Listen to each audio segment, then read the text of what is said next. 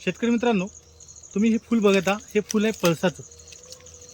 हे जवळपास आपल्या परिसरामध्ये प्रत्येकाच्या शेतामध्ये पळसाचं फूल असते आणि ह्या फुलाचे शरीरासाठी असो किंवा शेतीसाठी असो हे असे अनगिनत फायदे आहेत। तुम्ही म्हणाल याची शेतीसाठी फायदे काय? तर आपल्यापैकी बऱ्याचशा शेतकऱ्यांना आज रोजी निमॅटोड किंवा सूत्रकृमीचा प्रॉब्लेम चालू आहे।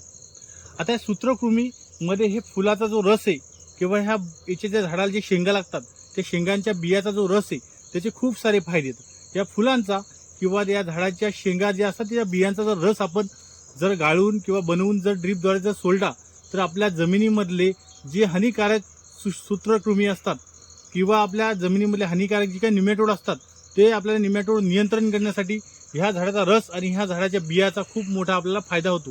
कारण ह्या झाडामध्ये खूप प्रकारचे अँटीऑक्सिडंट, फ्लेवोनाइड्स, ग्लायसोनाइड्स, असे टायटॅनाइड्स अशा प्रकारचे काही कंटेन असतात ज्यामुळे सूत्रकृमी किंवा निमॅटोड्स नियंत्रणासाठी आपल्या पिकाला खूप सारा फायदा होतो।